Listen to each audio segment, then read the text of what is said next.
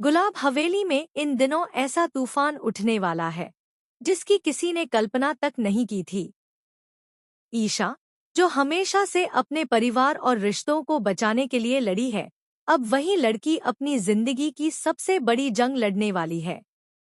कहानी की शुरुआत होती है उस पल से जब ईशा के हाथ एक ऐसा सबूत लगता है जो गुलाब सिंह और उसके साथी जीजाजी को बेनकाब करने के लिए काफी है। यह सबूत इतना पक्का है कि अब ईशा चुप रहने वाली नहीं। उसकी आंखों में आंसू तो हैं, लेकिन दिल में आग जल चुकी है। वह ठान लेती है कि अब चाहे कुछ भी हो, सच को सबके सामने लाकर रहेगी। ईशा सीधे पुलिस स्टेशन पहुंचती है। उसके कदम तेज हैं, दिल धड़क रहा है, लेकिन चेहरे पर आत्मविश्वास साफ नजर आता है। वहां जाकर वह पुलिस अधिकारियों के सामने सारे सबूत रख देती है। पुलिस वाले भी हैरान रह जाते हैं कि इतनी मासूम दिखने वाली लड़की के अंदर इतना साहस कैसे हो सकता है। उसी वक्त पुलिस ईशा के साथ चलने का फैसला करती है। अब पूरी पुलिस टीम ईशा के साथ गुलाब हवेली की ओर निकल पड़ती है। हवेली के दरवाजे पर जैसे ही पुलिस की गाड़ियां रुकती हैं, पूरे घर में हलचल मच जाती है।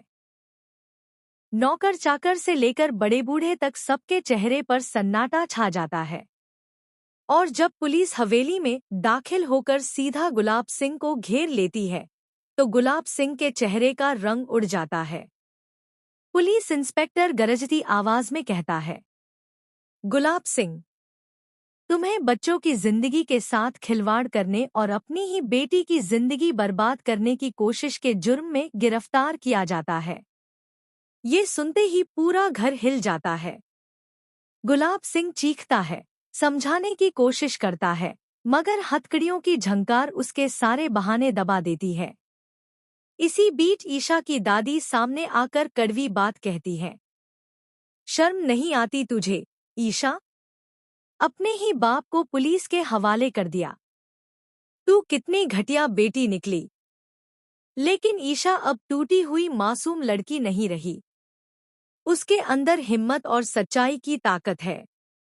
वह दादी की आंखों में आंखें डालकर जवाब देती है, बाप कहलाने का हक उसने बहुत पहले खो दिया दादी। जिसने अपनी ही बेटी की जिंदगी और बच्चों की जान को खतरे में डाल दिया, मैं उसे कभी अपना पिता मान ही नहीं सकती। ऐसे इंसान को बाप कहना ही सबसे बड़ा पाप है। ईशा की ये बातें सुनकर दादी भी सन्न रह जाती हैं। पुलिस गुलाब सिंह के साथ साथ सूरज के जीजाजी को भी गिरफ्तार कर लेती है। दोनों को हथकड़ियों में जकड़कर पुलिस स्टेशन ले जाया जाता है। हवेली में गहरी खामोशी छा जाती है।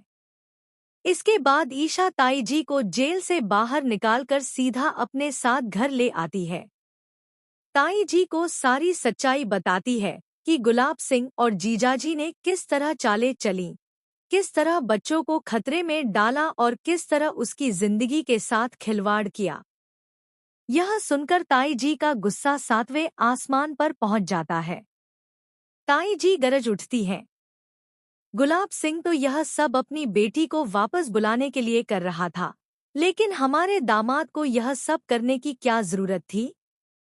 उसने तो हमारे परिवार के साथ विश्वासघात किया है।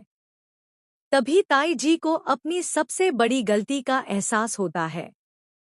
उनकी आंखों के सामने ईशा की वह तस्वीर घूम जाती है जब उन्होंने ईशा पर शक किया था, उसकी किताबें जला दी थी और उसे अपमानित किया था। अब उन्हें समझ आता है कि असली गुनहगार ईशा नहीं, बल्कि गुलाब सिंह है। ताई जी की आंखों से आंसू बह निकलते हैं।